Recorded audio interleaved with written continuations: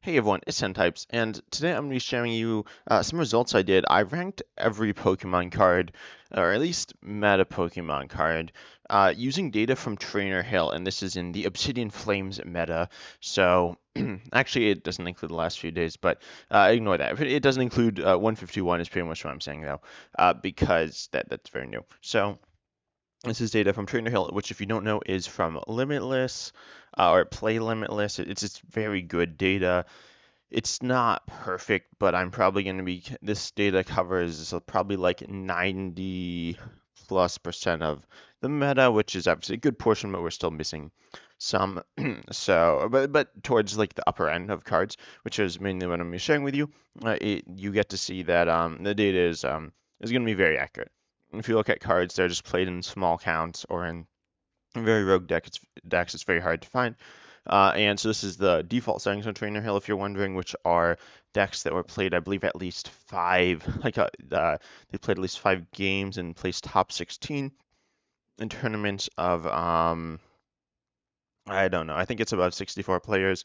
So these are good decks. These aren't necessarily the best, but these are very solid. And so I wanted to share my results. First of all, I'm going to share with you the top 10 cards. This is also, I made a poll about this on my channel, but this is whether they're played in a deck or not. So I'll give a percentage of how often the card is played, which is obviously it's just a percentage. So it doesn't matter if a list plays one of a card or four of a card. This, in some senses, prioritizes more versatile, but like generic cards. You'll see what I mean. First of all, number 10, which is interesting. Also, this is the newest art, is what I have here. But number 10, we got Psychic Energy, basic Psychic Energy. And yeah, this is weird. This is only a basic energy on the list, by the way.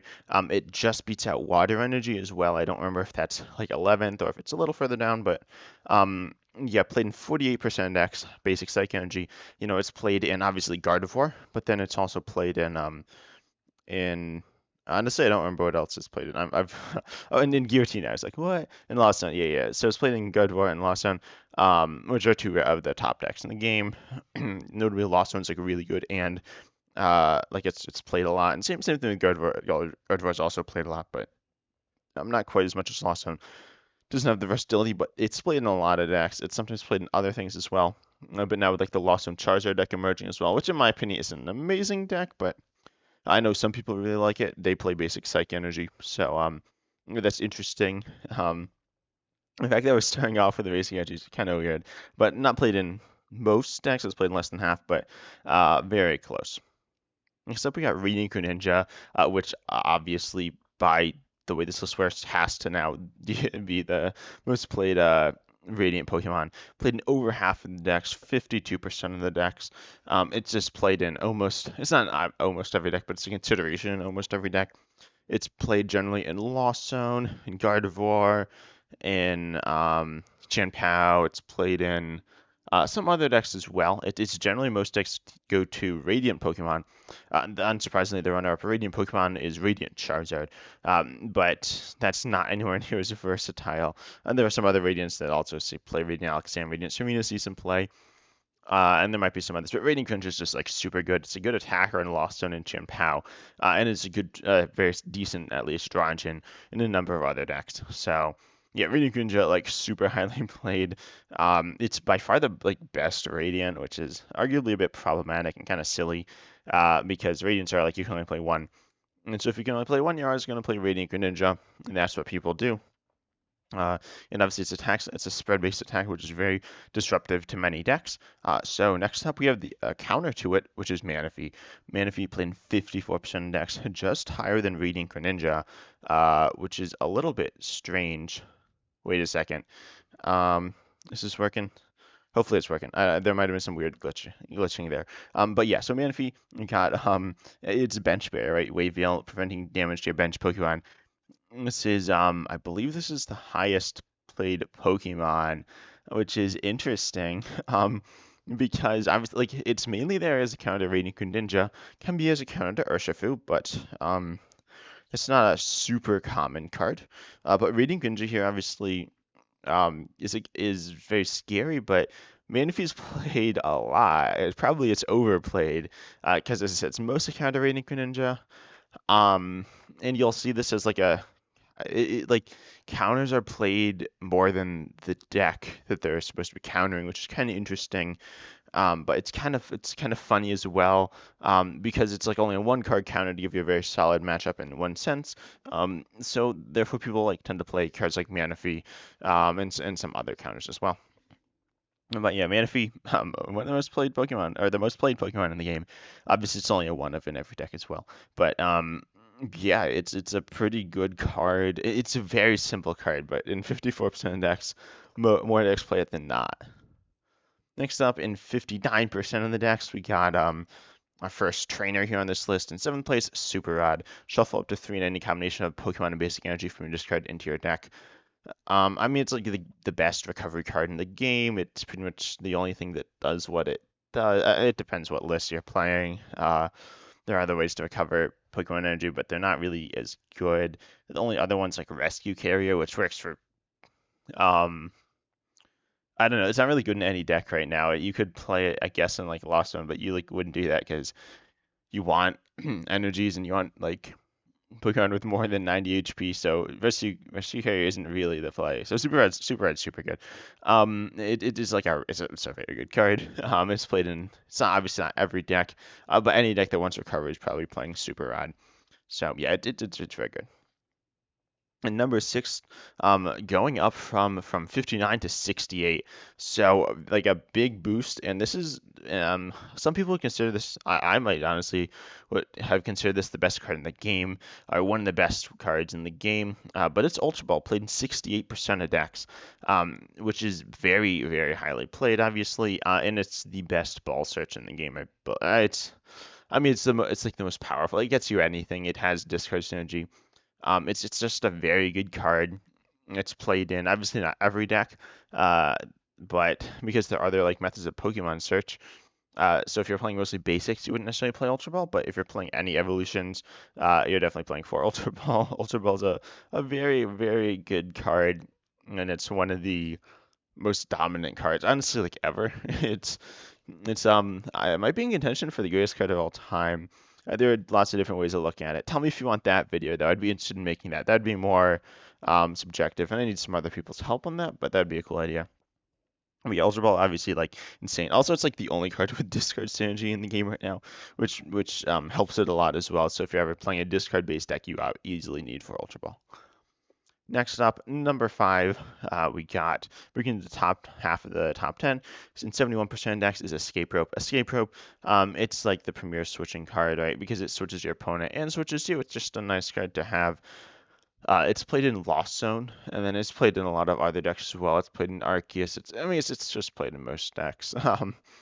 It's just a nice, useful, versatile card. I know some people like Switch more than Escape Rope. It's up to you, but Escape Rope is notably in Lost Zone, they often play for rope and for switch card. So and then some lists play switch or rope, but Escape Rope it's just like a very good switch card. An index that can't always boss, Escape Rope can sometimes do some of the stuff you need it to do. Next up, number four, everyone's favorite card, a card that I'm going to be talking about at some point, Battle VIP Pass. I'm sure you've played with or against this card and seen people talk about this card. It's a bit of a controversial card, but it's a very good card. Playing 73% of decks, almost three-quarters of the decks in the game play Battle VIP Pass. You can all use it during your first turn, but you get to search for two basics and put them onto your bench. It's such a good card because it just lets you set up so powerfully when you hit it. Obviously, you can miss it, but you can hit it, and when you hit it, you're in a very good spot. I'm personally not a big fan of this card, and I think it's a little overplayed, but it's still good. It's played in Gardevoir, it's played in Lost Zone, it's played in um, Chien-Pao sometimes. It's played as like a one of in certain decks as well. So it's played in Mew as well. It's a very, very good card. Next up, number three slot, we got Iono. Iono, in 79% of decks, it's an insane supporter. Arguably the best draw support in the game, arguably the best disruption support in the game. It's insane. It's as a draw, disruption, shuffle draw as well. It doesn't discard your hand, which is really nice. It's very good in a lot of decks. It's played in pretty much every deck in the game, except for like Lost Zone that doesn't always play it. And there are other decks that don't play it always. Like Mew doesn't always play it. I guess I don't really play Mew, so I don't know. But um, and yeah, I mean, some decks just choose not to play it. Some people don't like the card as much, but it's so good. It does so many things super well. It's insane. Next up, number two, the best ball search in the game, Nestball. Not quite as good as Quick Ball, which is, if we had done that when Quick Ball is in standard, it probably would have been played in like somewhere between like 90, probably like 99% of decks. But Nestball is not quite played in that range. It's played in 86%, though, which is very high. Occasionally, decks play Battle VIP Pass and Ultra Ball instead of Nestball. But usually decks play a lot of Nestball. It's easy basic Pokemon search. You need basic Pokemon search in every deck. It's very good. So yeah, Nestball just the obvious pick. And number one slot is gonna be. I mean, it's a card that it essentially is the only the only card that does this well, in my opinion. That's Boss's Orders. Boss Orders, Gusting, classic. Switch from your opponent's bench to the active 91% index. So this is the only card to break 90%, and it is a very, very good card because I mean, it's Gusting, which is good for, of course, control because I play control, but mostly for hunting stuff down. It's very, very good, and there's not really anything else to compete with it. There is Pokemon Catcher, which is not the best card in the game. There is Cross Switcher, which is okay. Cross Switcher's all right. But honestly, even in decks that play Cross Switcher, you probably run one boss. There are some decks that don't run boss because they really need other supporters or something. I don't know. I don't really know too many decks that don't run boss, in all honesty. It's a pretty good card. It's pretty broken, but I'm interested in hearing what you have to say about this. And subscribe if you enjoyed, but we're not done, because I want to talk to you a little bit more about the results. So first of all, the best supporters here. Obviously, Boss and Iono come in 1 and 2, but then we see a few more. All these are played 10% or more. We got Research, unsurprisingly, coming in third with 42% of decks, and Colorless Experiment 37. Research, obviously, like a very good overall supporter. Not played in Lost Zone, which Colorless Experiments played in. Colorless Experiments also played in certain builds of Charizard, or many builds of Charizard, and some other decks as well. But yeah, Research is played in a lot of decks, not as many as it used to be, because you have Iono, you have Judge, and Roxanne ranking 5th and 6th with 23 and 21% respectively. Actually, I think I used that wrong. I think I said them in the wrong order. But you see the results on screen. And so you kind of have the results split up by that. Also, we have Irida and Arvin, which are search-based supporters, at 15 and 11%. And then you also have Worker, which is a draw supporter, just because of Stadium, 10%. And then the only other purely utility supporter on here, besides Boss, is going to be Clara, a recovery supporter. Said that Ordinary Rod, or sorry, not Ordinary Rod, Super Rod is the only card in the game to recover. Clara also recovers. Obviously, it's a supporter, so it's not ideal in that sense, but overall, it's still a very, very strong card that many decks still elect to play.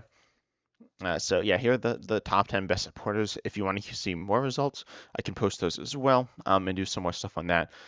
But next up, we got the best items. So obviously Nestball, Battle VIP Pass, Escape Rope, Ultra Ball, Super Rod. Half the top 10 was items, as they are played in high amounts, because every deck can you can play an item as much as you want. You got Switch Cart, which I mentioned. No regular Switch. Regular Switch is obviously it's a good card, but not played quite as often. I mean, like Lost Zone doesn't always play it. Like a lot of the time doesn't play it. So that's the main thing that hurts. It's still a very good card, but not quite here. Lost Vacuum as well. Mirage Gate, Student Heavy Ball, and Rare Candy. A lot of these are between like 30 and 50%. So still played pretty highly. Obviously, Rare Candy is a card that's played only in certain decks. You're looking at Charizard and Gardevoir and Chien-Pao, which are still they're very good decks, but they're not the most played decks. I guess they're good decks though. And Hisuian Heavy Ball obviously is highly played. It's only 30% of decks. But it's like a bail you out situation. It's kind of like one of those tech cards. It's the only, I suppose, Lost Vacuum's a tech card as well. Oh wait, I kept Super Rod's set name in here, and I forgot to take the other ones out. Well, don't worry about that. Don't worry about that. Um, I took the other ones out. I forgot to take that one out. But anyways, yeah, the items are more played than the supporters, as you can see here. But and these are all obviously very heavily played cards. Next up, we got other good cards. Like these are the other categories. So here you see Psychic Energy and Water Energy, the top energies, and then Jet Energy, the top special energy here at only 30%. Special energies are not as big of a deal in the meta right now. Jet Energy is obviously in Lost Zone. Double Turbo is in a number of decks, but I believe that was the next one. It was lower though. And then we see Force Gel is the best tool and 41% decks, and Path to the Peak. That's the best stadium card and 42% of the decks. Obviously, two very good cards.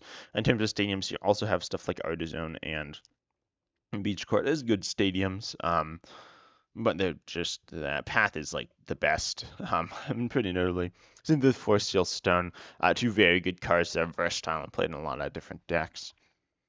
Next up, best Pokemon by type, and this is the last thing here. So obviously Manaphy, the top water Pokemon, played in 54% of decks. You know that's pretty high.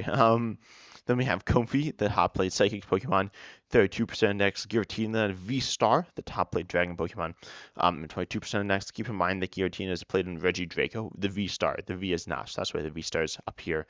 A few of these were ties, but I just decided to go with some of them was like Arceus V-Star and Arceus V were obviously tied. So I put Arceus V-Star for colorless, Lightning is for Raikou V, and then Drapion V for darkness, which I believe is played more than Mew, which is kind of funny. But yeah, you see text coming here played a lot more than the cards they're meant to attack against. But not that much more, but still more. And then we got Radiant Charizard, this mostly fire Pokemon, which, as you can see, it's only 9% played. Obviously, it's pretty low. You only play this if you're playing a fire type deck or have some fire energy. And obviously, it's much less played than Renuku Ninja, but still the best fire card. Fire isn't too strong of a type right now. And then we got Genesect V, 7% index, obviously very good card, but it's MBU. I suppose, yeah, that's the percent index that play me VMAX as well, 7%. Protect Urshifu VMAX played in 6% index, the top played fighting deck, and a card in this case, you got Magikarp V and Italian VMAX at that same percentage as well, because, you know, it's a deck. It's not like the most played deck. It's not the best deck, but it's a pretty it's a deck. It's a fun deck, I'll say. It's a good deck as well. And we got Radiant Serena, a third Radiant here. The best grass Pokemon at 4% played. I thought there was gonna be like Shaman or Superior or something, but it was not. Yeah. Which I guess I know most decks don't play, but still, Radiant Serena is the best grass Pokemon. So that's pretty interesting, but overall, I think the results were interesting. If you want to see more about them, you can ask down below in the comments. And if you want to see another video about this, subscribe, comment that down below, like the video so if this video performs well, like share it around as well. If this video gets probably, I'd say over 1,000 views, I'll probably make some type of sequel to it. What that will be, I'm not exactly sure. As I said, I could share with you the whole list, but really when it gets down below like less than 1%, which is a substantial chunk of cards, it's not as accurate. So yeah, I'm interested in hearing what you have to say though. And if you enjoyed, and as always, I'm excited to see you next time. See ya.